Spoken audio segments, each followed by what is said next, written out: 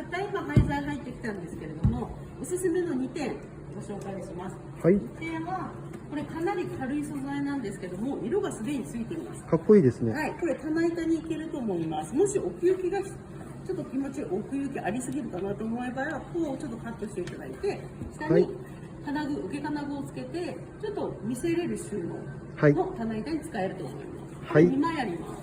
はい。もう一つこれはもう皆さんご存知の。お、穴が開いてます。はい、これ何でしょう。有効ボー有ド。効ボードです。